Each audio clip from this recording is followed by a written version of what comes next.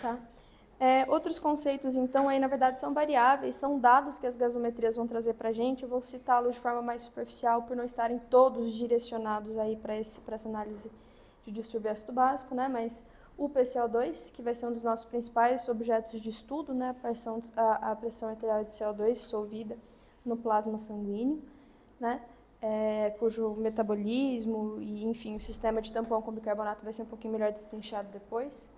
O PO2, né, que vai ser uma análise do PO2 que está dissolvido no plasma e que vai estar relacionado principalmente aos distúrbios ventilatórios em análise associada com uma análise clínica e com a saturação do oxigênio, né, a saturação da hemoglobina. Aqui eu trouxe alguns dos principais distúrbios associados ao PO2 baixo, que a GAS pode trazer para a gente, que a gente vai destrinchar melhor, acredito que em outras aulas associadas aí à ventilação, mas um PO2 baixo na gasometria pode ter 1001 causas, né? Então, um paciente entrando nos distúrbios aí de ventilação e perfusão, que são os mais comuns, né? Um paciente que está com uma pneumonia, paciente que está com edema agudo de pulmão, um paciente que está fazendo aí rolha mucosa e atelectasia, um paciente que está fazendo um TEP, um paciente que está fazendo algum outro distúrbio nesse sentido, distúrbio de barreira de difusão, né? Então, paciente com uma fibrose pulmonar, que está fazendo uma exacerbação infecciosa, alteração de altitude, enfim, todas essas causas podem alterar o PO2 e derrubar aí abaixo de 80, esse valor que seria a normalidade, né? Outros conceitos que são mais interessantes para o que a gente está discutindo agora, né? O Base Excess e o Anion Gap, né? O Base Excess, ele na verdade vai ser uma relação que vai tentar comparar para a gente a quantidade de bicarbonato que a gente está analisando sobre o CO2, né? Então, quanto maior a proporção do bicarbonato, né, do álcali sobre o CO2, maior é o nosso Base Excess, né? E quanto menor a proporção do álcali, que é o bicarbonato, sobre o PCO2, menor é o Base Excess, sendo que o valor de referência é de menos 3 a 3 e contribui, né? Um valor muito abaixo de menos 3 ajuda a gente a identificar um quadro de acidemia e de acidose metabólica, principalmente, por conta dessa relação, enquanto que um valor muito acima de 3 faz a gente fortificar o pensamento contrário, né, de uma situação aí de alcalemia e alcalose. E, na sequência, vem o Anion Gap, né? O Anion Gap, ele é de muita utilidade para a gente, porque depois que você diagnostica a acidose, né, metabólica, ele vai ajudar a gente a tentar identificar melhor qual é a etiologia dessa acidose metabólica, né? E uma análise dele combinada com o bicarbonato, se tem mais de uma etiologia metabólica ou não, tá? Isso é muito interessante para a gente também no contexto do choque, né? O Anion Gap nada mais é do que o seguinte: a gente se baseia no princípio da neutralidade. Então, os cátions, né, e os ânions, quando todos subtraídos, o ideal é que fosse o mais próximo de carga elétrica zero, de carga elétrica neutra possível, tá? Então, se a gente for considerar os principais íons no plasma extracelular, né, então, se a gente tem aí o sódio, o cloro, o bicarbonato, algumas literaturas contabilizam o potássio junto, algumas não, por conta que ele é um íon de predomínio intracelular. Mas se a gente for somar os cátions, somar os ânions e depois subtrair os ânions dos cátions, a gente ainda assim vai ter um resultado que não é zero, né? Então, se a gente for considerar ali o potássio, um anion gap de 12, mais ou menos 4 seria o normal. Por quê? Porque algumas proteínas e alguns sais que estão no nosso plasma, né, que são ácidos fracos, eles fazem essa alteração e não permitem que seja completamente eletricamente neutro, sendo os principais albumina e fosfato. Isso é importante porque é uma ferramenta diagnóstica importante dentro de um contexto de acidose metabólica, mas a gente tem que lembrar que no paciente crítico, em que a gente tem alterações de albumina e de fosfato, um paciente que está com uma alteração desses ácidos fracos, os parâmetros de referência do anion gap também se alteram e aí você precisa corrigir. Você acrescenta nessa fórmula 2 vezes a albumina e mais meia vez o fosfato, tá? Para você poder ter um anion gap fidedigno e tentar buscar etiologicamente o que está acontecendo. Isso é muito importante porque a gente espera que albumínio e fosfato eles contabilizem em torno de 12 de diferença da subtração dos cátions para os ânions no nosso sangue. Se a gente tem um número muito superior a isso, então a gente tem uma dosagem indireta de que tem outras substâncias eletricamente ativas que estão presentes ali na corrente sanguínea e que podem estar causando um quadro de acidose metabólica. E aqui a gente volta para aquele conceito inicial do lactato, né? Então, o lactato, né, a acidose metabólica por hiperlactatemia ou por uma produção exacerbada no contexto de choque ou por um metabolismo deficiente por disfunção hepática com prejuízo ao clearance e à liberação do lactato, vão levar a uma acidose metabólica em que esse anion gap é aumentado. Um outro quadro que também é muito importante, muito comum nesse aumento do anion gap, é nos quadros de cetoacidose, cetoacidose diabética, tá? Cetoacidose alcoólica e a cetoacidose por jejum prolongado. Todos eles vão alterar o anion gap, tá bom? E, por fim, algumas intoxicações, na literatura que eu pesquisei, eles reforçam muito, acredito, por ser uma literatura norte-americana, a intoxicação por salicilatos, né? Você também vai fazer uma acidose metabólica de anion gap aumentado, tá? Então, é uma ferramenta que dentro desses conceitos e definições é bem importante a gente destacar, porque ela vai ser uma ferramenta de auxílio diagnóstico, né? Mais para frente, tá? Aqui, né, ainda acerca do anion gap, ele coloca uma série de alterações e quais delas vão alterar o anion gap e não, né? As principais responsáveis por alteração do anion gap são a acidose por hiperlactatemia e cetoacidose, tá? Distúrbios extra-renais, distúrbios que se constituem, por exemplo, por perda de base, como diarreia com perda de líquido entérico, você está perdendo base, está reabsorvendo mais H+, dificilmente tem um impacto sobre o anion gap, porque você não tem nenhuma outra carga eletricamente ativa diferente do que seria o esperado, né? Você tem só uma maior concentração de H+, comparado ao bicarbonato que você está perdendo, né? As lesões renais propriamente ditas, né? Principalmente as acidoses tubular renal, tá?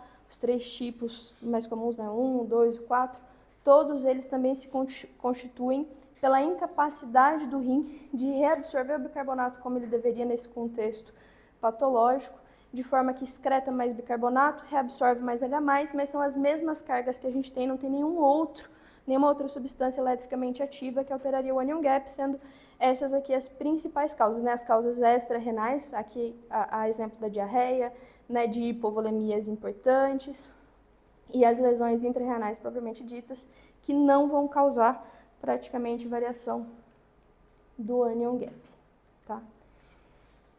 Aqui a gente tem alguns outros conceitos, tá?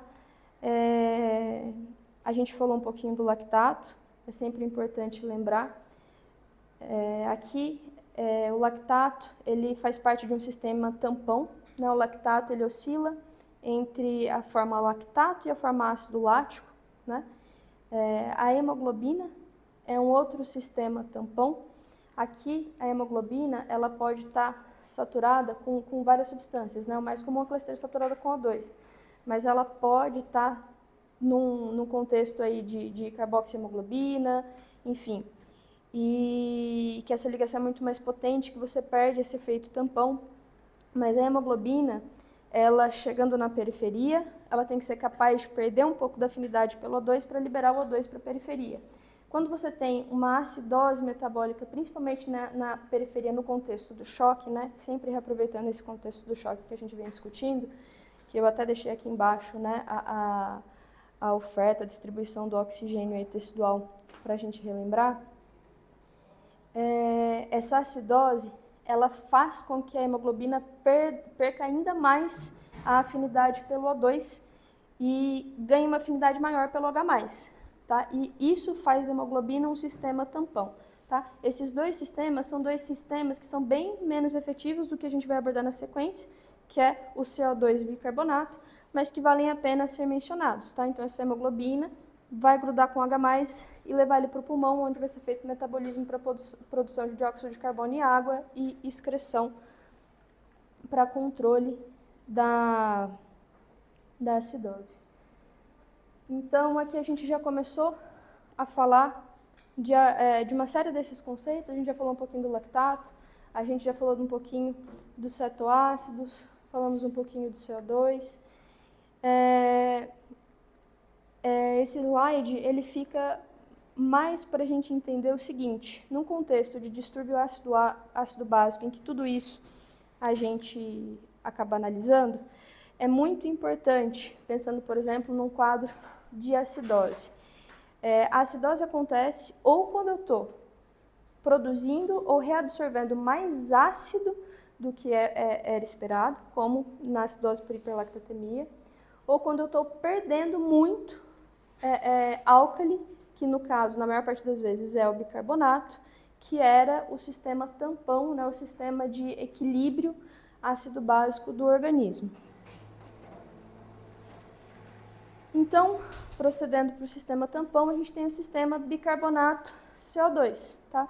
Esse é o sistema tampão mais relevante do nosso organismo, tá? Em que a gente baseia boas partes aí dos estudos acerca da gasometria, tá? Sendo que dentro desse sistema, a gente tem dois sistemas orgânicos que são responsáveis por contrabalancear cada um. Então, o bicarbonato, tá, é o álcali, principal álcali tampão para o equilíbrio ácido-básico, e representa o sistema renal, né, a parte compensatória do sistema renal, que reabsorve ou excreta bicarbonato de acordo com a necessidade para manter a homeostase ácido-básica. E o CO2, que é representado principalmente pelo pulmão, né? Então, é a parte em que o pulmão entra para fazer a compensação dos distúrbios ácido-básicos, principalmente. Tá? Então, aqui é mais ou menos o que eu vinha falando anteriormente, né? Você vai ter o bicarbonato, o H+, eles vão ser transportados, né? A hemoglobina, quando ela chega na periferia, que ela vira uma desoxihemoglobina, ela libera o O2 para o tecido que está em sofrimento, que está precisando fazer metabolismo aeróbio adequado. Então, ela absorve esse H+, e esse CO2 chega aqui no pulmão sozinho. Então, você fica com predomínio do bicarbonato e a hemoglobina tampando esse H+. Quando chega no pulmão, a gente tem um processo contrário, né? Então, essa desoxihemoglobina vai voltar a liberar o H+, tá? Pela grande quantidade de oxigênio que está sendo feita a troca, então isso desvia a curva de afinidade de hemoglobina de volta para o O2, ela libera o H+, que vai reagir com o bicarbonato, formar ácido carbônico, que vai se dissociar em água e CO2, tá? E esse CO2 ele vai ser expelido de forma aí a fazer a parte compensatória pulmonar do CO2, tá bom? Aqui é a curva de dissociação, tá? Que além da acidose, traz outros fatores como hipotermia, enfim, que dissociam a curva de forma que a hemoglobina ela perde mais a afinidade do O2 e libera ele mais facilmente para o tecido, porque são justamente sinais de sofrimento tecidual. Tá? Tem outros sistemas tampão, tá? Que contribuem de alguma forma. Tem o sistema dos fosfatos, que é um sistema intracelular, que, portanto, ele contribui, mas contribui em uma intensidade muito menor, que a gente muitas vezes não consegue mensurar. Tá? Tem o sistema da própria metabolização da ureia, né? Que o fígado tem uma participação importante, metaboliza amônia, metaboliza bicarbonato, em geração de ureia, que é um composto eletricamente inativo, tá? Mas que tem uma contribuição muito menor. Então, propriamente falando para acidose metabólica, a gente pode passar para a parte dos distúrbios primários, acredito. Alguém tem algum questionamento, alguma colocação aí dessa primeira parte? Foi? Passando então para os distúrbios primários, eu deixei aqui primeiro a acidose metabólica, justamente enfocando o contexto, mais uma vez, do choque, que é o que a gente vem discutindo aí nas últimas aulas, tá? Então, as principais causas aí, no geral, de acidose metabólica. Então, a gente pensa, por exemplo, em causas extrarrenais, diarreia, desidratação, hipovolemia, hemorragias, enfim, todas elas, pela perda aguda de líquidos, podem levar a um quadro de acidose metabólica, até pela perda ativa de bicarbonato e de outras substâncias no plasma sanguíneo, nas secreções que a gente está perdendo, né? Na diarreia, principalmente por conta da alta concentração de bicarbonato, tá? Outras situações, né? Os distúrbios renais, propriamente dito, parenquimatosos renais, então as acidoses tubulares, né? Hipercloremia, embora ela possa raramente acontecer de forma espontânea, a principal causa de acidose metabólica por hipercloremia é iatrogênica, né? Por uma infusão um pouco além do que deveria ser feita de cloro, né? Que não tem um metabolismo de tampão específico e que muitas vezes por isso a gente não consegue compensar de forma efetiva, que quando ela acontece, na maior parte das vezes, pelo menos em todas as vezes que eu vi na literatura, o tratamento é hemodiálise para retirada por osmose do cloro, tá? Ácido lático, que, mais uma vez, eu acho que é o que a gente mais bem destrinchou até agora, a produção de cetoácidos, né? Ou seja, a produção dos cetoácidos, eles entram no contexto em que o O2 ou a oferta ou a distribuição do O2 não é o problema, mas o problema é, na verdade, a entrada da glicose dentro das células. Então, as células elas precisam fazer ainda um terceiro mecanismo para a geração de energia, né? Processo de gliconeogênese, processo de produção de cetoácidos, né?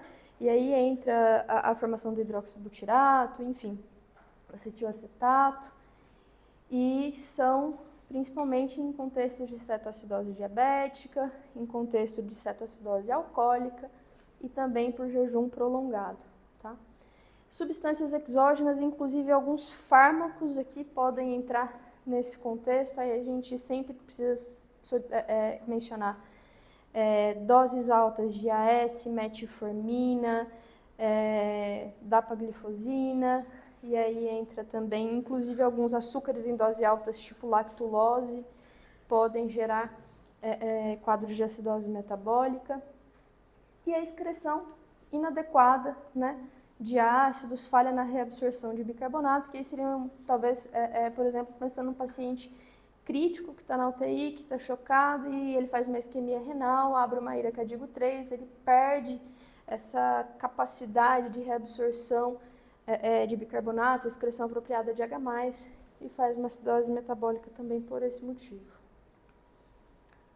Aqui só elencando melhor, né, tudo isso que a gente colocou. Uma vez instalada a acidose metabólica pelo sistema, né, tampão bicarbonato PCO2, que foi o último aí que a gente citou, a gente espera que o corpo tenha um mecanismo compensatório próprio, sem que a gente precise intervir, né, que ele vai acontecer independente dessa intervenção na tentativa de compensar o pH. Isso porque até o Nobel coloca lá bem bonitinho, a gente precisa do H+, para o metabolismo celular funcionar apropriadamente, mas a gente tem uma faixa muito estreita que é compatível com a vida, que é uma concentração, né, de H+, ou seja, um pH de 6,8 a 7,8. Qualquer coisa fora disso já se torna completamente incompatível com a vida, sendo que o ideal é que essa concentração fique entre 7,35 e 7,45, tá? Então, uma vez que você faz uma acidose metabólica por qualquer um dos motivos que a gente elencou anteriormente, que muitas vezes você tem uma queda do bicarbonato, ou um aumento do H+, ou de lactato, ou de cetoácidos, o que a gente espera é que o corpo tente excretar CO2, né? O CO2 faz parte do metabolismo do ácido carbônico, então quanto mais a gente joga ele para fora, menos ácido do ponto de vista ventilatório a gente tem e mais a gente consegue neutralizar o nosso pH, tá? E a forma que o corpo faz isso é justamente fazendo um estímulo no centro respiratório para hiperventilação, tanto para aumento de frequência respiratória quanto para aumento de volume, né, ventilatório para excretar e jogar fora esse CO2.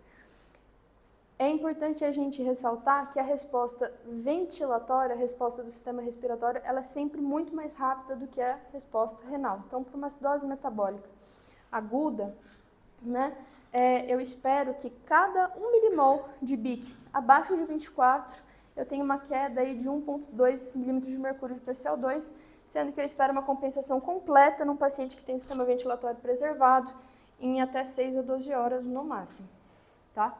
E aí gera essa formulazinha pensando nesse cálculo do que o que eu espero nas próximas horas, tá? A gente sempre calcula por quê? Porque o corpo ele pode compensar adequadamente dentro do que seria o esperado. Ele pode, por algum distúrbio, por exemplo, um paciente em ventilação mecânica, um paciente sedado, não está conseguindo compensar o que ele precisaria, o que ele fisiologicamente faria para neutralizar o pH, ou ele pode, inclusive, estar passando do limite da compensação, né? Então, o paciente que ele está acidótico, ele está hipoxêmico, muitas vezes ele está bastante taquipneico, não só para compensar a acidose, mas também para tentar otimizar a oxigenação, ele vai passar do ponto da compensação e começa a gerar distúrbios secundários, né, ao distúrbio primário, que seria a acidose metabólica. Não vou me estender nas formulazinhas, eu deixei elas aqui porque é material de consulta, tá, gente? E aí vem os casinhos, tá? Um homem de 32 anos com diabetes, insuficiência renal, foi institucionalizado para fazer um transplante renal. A gasometria do intraoperatório é a gasometria que se segue abaixo. Algum palpite?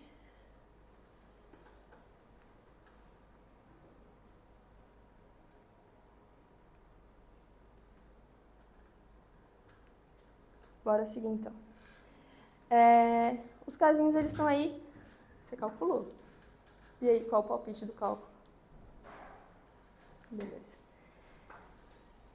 Na verdade, eu trouxe só o casinho para a gente sistematizar, né? É sempre importante a gente sistematizar. Então, a primeira coisa que a gente vai olhar é o pH. O pH por si só, ele vai dizer para a gente se tem alguma acidemia, se tem alguma alcalemia, se tem alguma tendência a fazer acidose ou fazer alcalose. E tanto o Nobel quanto as literaturas também específicas de gasometria que eu pesquisei, eles falam que a gente só considera acidose e alcalose a partir do momento que tem um processo etiológico que levou àquele desvio do pH, tá? Aquele desvio ácido básico, tá? Então, a primeira coisa que eu vou olhar é sempre o pH. Então, eu espero que o meu pH esteja entre 7,35 e 7,45. Então, nesse paciente, é um paciente que tem disfunção renal, é um paciente que tem cetoacidose diabética, que tem diabetes, a gente vai lá e ele tem um pH bem abaixo de 7,35, né? Então, ele tem uma acidemia, tá?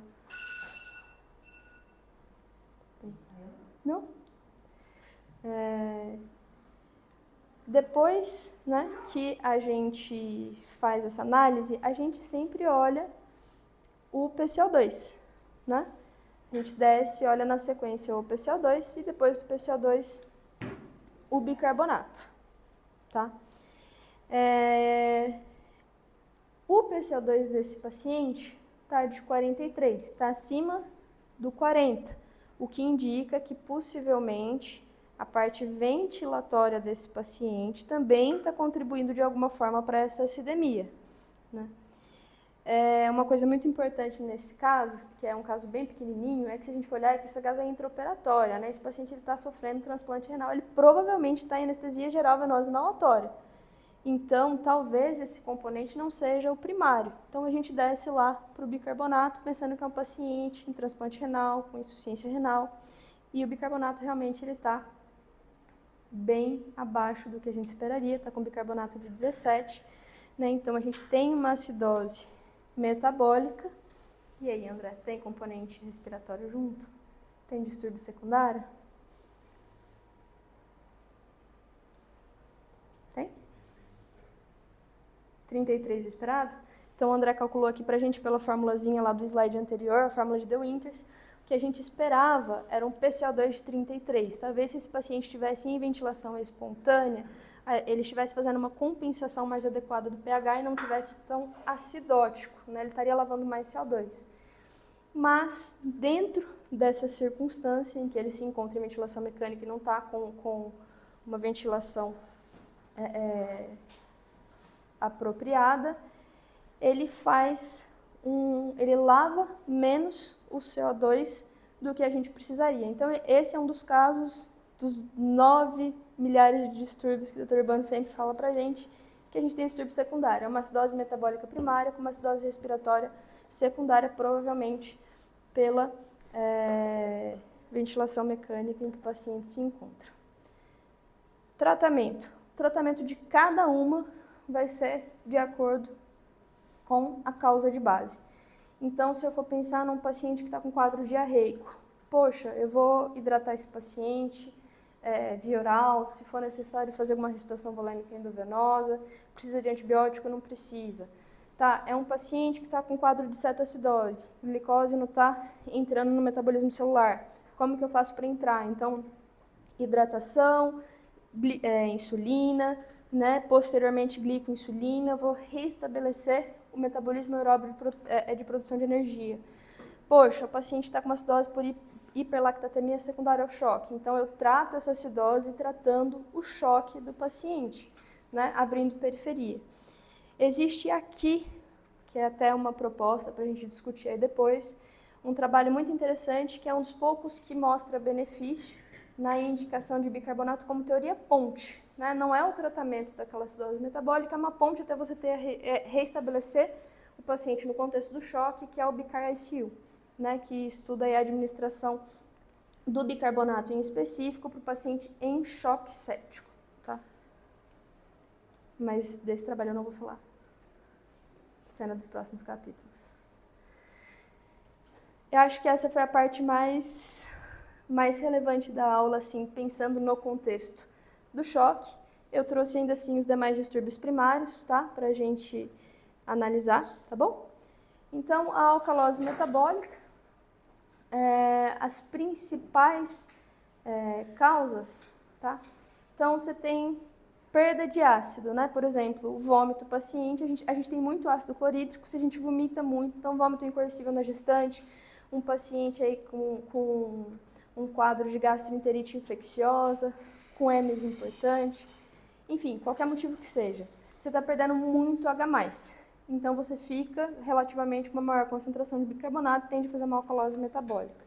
Né? Estados em que você tem uma hipocloremia, se você tem uma redução do segundo principal ânion no plasma sanguíneo, a tendência é que o rim reabsorva mais bicarbonato para compensar e manter o pH neutro, né, dentro da faixa apropriada. Hipocalemia. A hipocalemia, ela por si só vai estimular a reabsorção do bicarbonato no túbulo distal. Também a contração de volume, quando você tem uma perda muito grande de líquidos, mas sem espolhar bicarbonato, sem espolhar H+, você faz uma alcalose de contração, que é muito comum quando a gente às vezes seca muito o paciente em uso de diurético, em uso de furosemida principalmente, né, de diurético de alça, e ele já tem alguma doença renal de base, então isso é muito comum. E nos casos de hipominemia, né, é um ácido fraco, se a gente perde muito esse ácido fraco, a gente tenta fazer a mesma compensação aí, às vezes com a reabsorção do bicarbonato. Compensação esperada, né? Então, a compensação é que o corpo ele retenha um pouco mais de CO2 aí nas primeiras 12 horas, tá? Para tentar manter o pH dentro da faixa esperada. Diferentemente da compensação para acidose metabólica, na alcalose a compensação ventilatória não é tão apropriada porque a gente tem muita interferência, né? Então, o paciente que está com qualquer um desses quadros, ele pode estar com dor, ele pode estar ansioso, ele pode estar hiperventilando por qualquer outro motivo, e muitas vezes esse qualquer outro motivo é superior ao estímulo da alcalose para o paciente hipoventilar, né? Então, muitas vezes aqui você não tem uma compensação adequada do distúrbio. Acidose respiratória. Agora partindo para os distúrbios primários ventilatórios, tá? Principais causas de acidose respiratória. Então, o paciente que está rebaixado, né, que está com rebaixamento do nível de consciência por qualquer motivo que seja, que está com uma depressão do sistema nervoso central, seja por AVC, seja por trauma, seja por intoxicação medicamentosa, muitas vezes a tendência desse paciente é hipoventilar. Né? Se ele está hipoventilando, se a frequência respiratória está muito baixa, a tendência é que ele retenha mais CO2, portanto, faça um componente de acidose respiratória. Aumento de espaço morto, né? Então, muitas vezes o paciente de ventilação mecânica, que está com a traqueinha, que está com um circuito gigantesco, isso também predispõe ao acúmulo do PCO2 e a quadro de acidose respiratória. Lógico que o mais clássico seria o quadro do DPLC ou da asma já cronificada, né? Pela própria fisiopatologia dessas duas doenças. Obstrução de via aérea, né? Seja uma obstrução por edema, seja uma obstrução por trauma, por sangramento, por hematoma, por corpo estranho. E estados hipermetabólicos no paciente de ventilação mecânica, em que você tem um aumento da produção de CO2 celular por conta aí do hipermetabolismo, do catabolismo do paciente crítico. Então, a compensação esperada é a reabsorção de 1 milimol de BIC para cada 10 milímetros de mercúrio de PCO2 aumentados, isso considerando a acidose respiratória aguda. Né, de 2 a 5 dias, a tendência é que o rim reabsorva um pouco mais de bicarbonato, 2 milimol de BIC para cada 10 milímetros de mercúrio de PCO2 aumentado. Tá? Muito diferente dos quadros primários metabólicos, os quadros respiratórios, a compensação renal ela é bem mais lentificada, né, e demora muito mais para acontecer em plenitude. Tá? O tratamento é um tratamento que orienta-se que seja feito sempre de forma bastante lenta, tá? Porque existe a passagem dessas alterações elétricas e osmolares para o líquido cefalorraquidiano e a correção rápida desse tipo de distúrbio respiratório pode levar a quadros de crises convulsivas, tá? Tratamento é o tratamento da causa de base, então tratamento do rebaixamento, tratamento do AVC, tratamento do trauma, medidas aí para o DPOC, para asma, desobstrução da via aérea e, em última instância, a pressão positiva para melhor controle de frequência respiratória, de volume corrente, para lavar esse PCO2, tá? Aqui vem mais um casozinho, tá? Esse já vem autorresolvido. Uma mulher de 54 anos com uma história de hipertensão e de estenose valvar aórtica, apresentou edema aí de membros inferiores e dispneia. Ela foi internada para fazer a troca valvar aórtica. Depois da cirurgia, ela ficou ainda no ventilador por vários dias, foi extubada, está respirando aí com uma FiO2 de 50%, né? E a mecânica ventilatória dela é péssima, né? Aí após a extubação. E aí eles trazem a hemogasometria da paciente, né? Então a paciente que ela tem um pH de 7,28, então ela está fazendo uma acidemia, ela está com pH abaixo de 7,35, e aí quando a gente vai fazer a análise sequencial, que a gente desce para o PCO2, a gente tem um PCO2 aumentado, né? Que deveria estar na faixa dos 35, 45, está em 53, o que indica que muito provavelmente o metabolismo primário, o componente primário desse distúrbio da paciente é respiratório. A gente vai olhar o O2, né?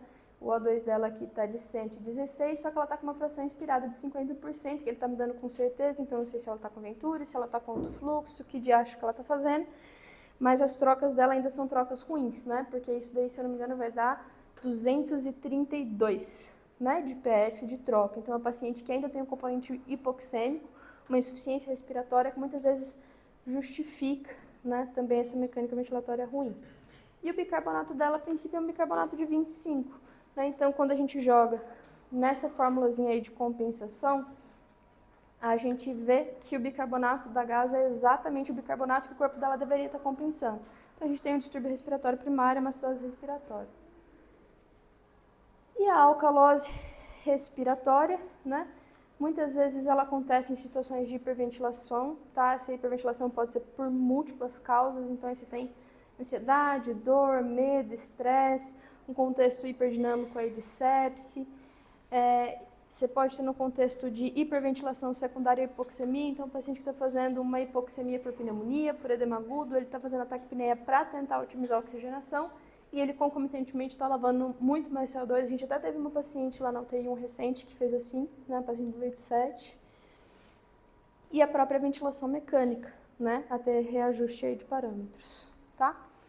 Trouxe também a compensação esperada, tá bom? Com bem menos destaque, o tratamento da mesma forma é direcionado para a causa base do distúrbio, tá? Trouxe uma tabelinha resumindo os inúmeros distúrbios mistos, tá? A gente pegou alguns nos casos exemplificados, aí nos casos clínicos, mas todos esses distúrbios primários que a gente citou podem apresentar pelo menos 2 distúrbios secundários, né? Então, a acidose metabólica, ela pode ser primária, pode estar compensada, ela pode estar associada a uma acidose respiratória, como no caso que a gente viu, ou a uma alcalose respiratória, né? E assim por diante, nos 4 distúrbios primários, de acordo com os cálculos que a gente fizer da resposta fisiológica esperada para os distúrbios primários. E, inclusive, tem algumas outras fórmulas, alguns outros cálculos que, por exemplo, eles comparam o anion gap, né, o delta anion gap, com a variação de bicarbonato e que ajudam a gente a ver se por metabolismos etiológicos, por situações etiológicas específicas, às vezes pode acontecer para a parte metabólica distúrbios concomitantes de acidose e alcalose, tá bom? Esse daqui eu coloquei aqui só para consulta porque eu achei que é muito prático. Depois eu vou mandar o arquivo, vai ficar aí para todo mundo. Aqui é mais da hipoxemia, tá? Que a gente abordou lá na frente, tá? Do PO2 baixo, da hipoxemia, das principais causas de hipoxemia, que ela se constitui aí quando a gente tem um PO2 abaixo de 80. E aí aqui eu elenquei principalmente a PF, que é o que a gente viu aí no último caso, mais como adjuvantes da aula, pensando em gasometria arterial como um todo, mas dando sempre enfoque para os distúrbios ácido-básicos, tá bom? Foram as principais literaturas, junto aí do Nobel, tá bom? Acho que é isso, galera.